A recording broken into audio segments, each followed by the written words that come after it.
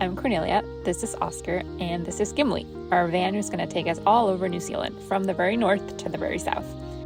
Today we're going to check out a bunch of cool beaches on the Coromandel peninsula, and we're going to eat some second breakfast at Hobbiton. Come join us on our New Zealand saga.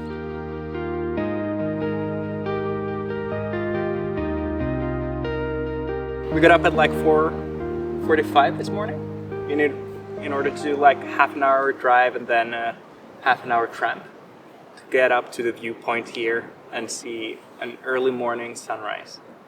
Yes. So New Chums Beach is like voted one of the top 10 beautiful beaches in the world, and you can only get here by hiking about 30 minutes, so oftentimes if you're here early you can get it all to yourself, and we thought that that would be a great idea. So yeah. We did a sunrise tramp, and hopefully when we get down to the beach we get it all to ourselves and we get to have a lovely breakfast.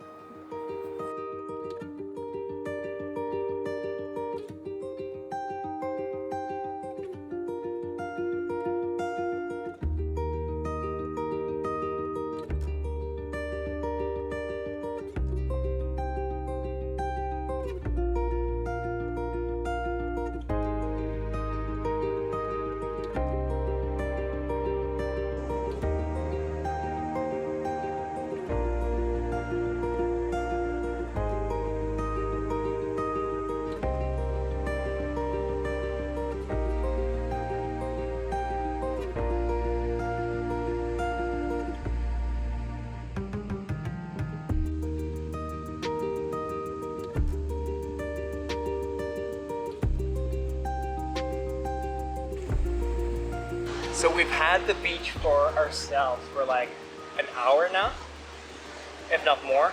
And there was a pod of dolphins swimming by the shoreline that we managed to see. Oh my god.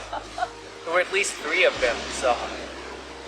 And we were pretty close. Like we paid, what, $150 to do whale watching tour in Vancouver.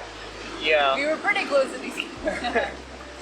First we thought they were orcas, but considering how close they were to the beach, they weren't big enough to be killer whales or orcas.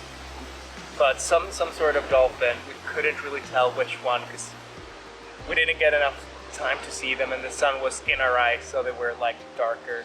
They did jump though. They did jump. We saw them jump, but they were a bit further out at that point. Oh my god. What an incredible morning.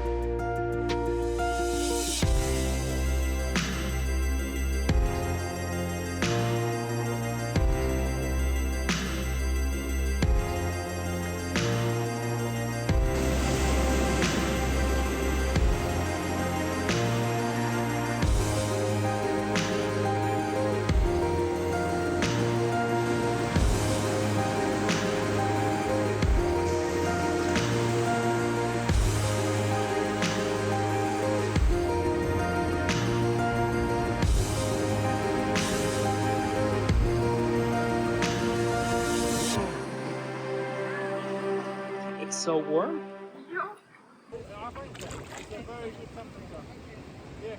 We were lucky enough to inherit a pit. We did not dig all of this ourselves. We found this in the trash. We've been using that a little bit, but it's half a shovel, so it's not doing much good of anything. The sun over here is smoking hot. Like if you put your hand into the sun, it's painful. So if we keep funding in that way, it's gonna be warm.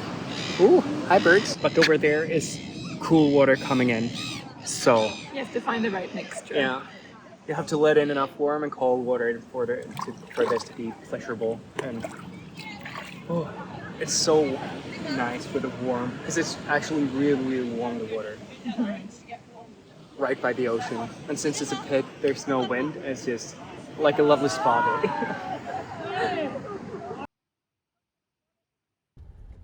The beaches that took me most by surprise was Pokohino Beach, because I didn't have a lot of expectations going into it, but it was so remote. Yeah, to get to it, we had to drive down like 30 minutes down this gravel road, which was also a forest logging road. And then we had to hike down like 200 meters of elevation to get there, and the track wasn't really well maintained.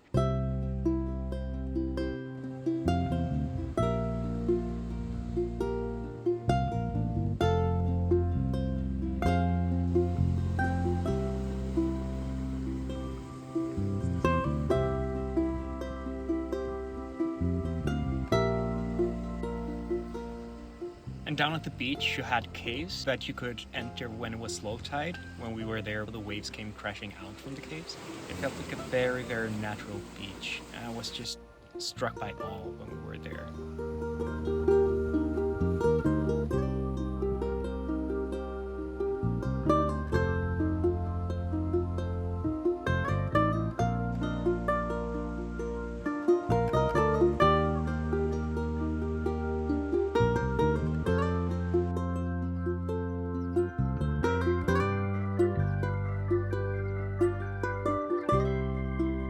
So before going to Hobbiton, we stayed a night before on a nearby farm that allowed people to stay there with the vans for, was it $10 a person? Yeah. So very reasonable, and was like 5 to 10 minutes away by car. Really happy that we managed to find that. Yeah, and it kind of set the tone for the next day because you could look over the Hobbiton landscape a little bit. Like it looked like where the hobbits lived. Yeah, it felt like the Shire. Yeah, it did. So Cornelia, what did we just have? Breakfast. And what are we gonna have? Second breakfast. Second breakfast at Hobbiton! Hobbiton exceeded our expectations. I didn't think a lot of it going in there, but when we were there, like, you could really see there was a lot of love and care going into the project, because they tore everything down after the Lord of the Ring films. When they were gonna film the Hobbiton films, the landowner reached out to Peter Jackson and asked him if they shouldn't do a real setup so that after the movies are done, people can actually go visit the set. It's built to be a more permanent installation. And the details in everything was like incredible to see. All of the set, it looks like you're stepping into the movie.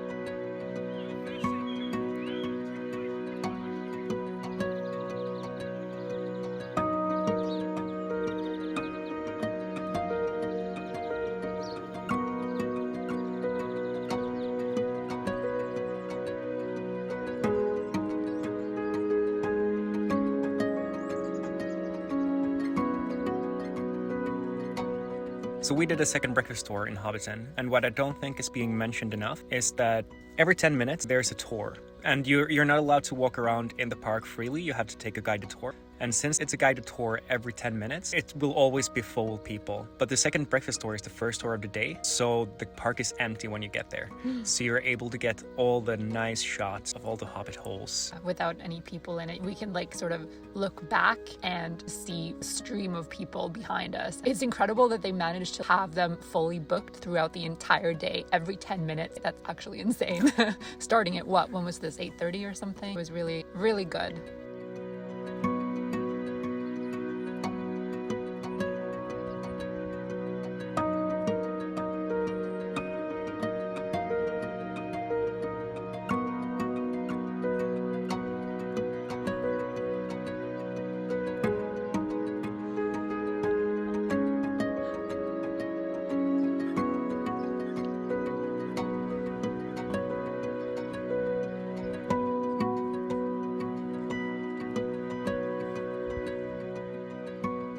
They had even built an entire hobbit hole, which we were allowed to go into, touch everything, open that cabinet, sit in the couch, like sit on the bed. Like everything in the kitchen was so cool. And they encouraged us to touch everything. Like open all the drawers, sit in the chairs, go into the bathtub. It's small, it will look funny.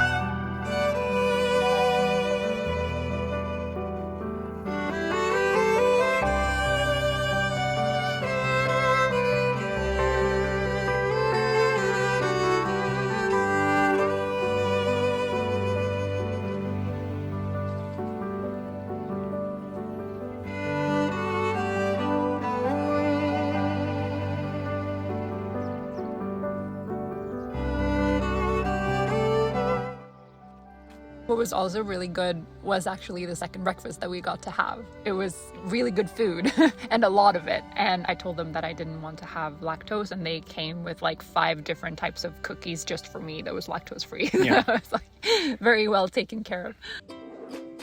You can check out our channel if you want to see more of our New Zealand saga here on YouTube.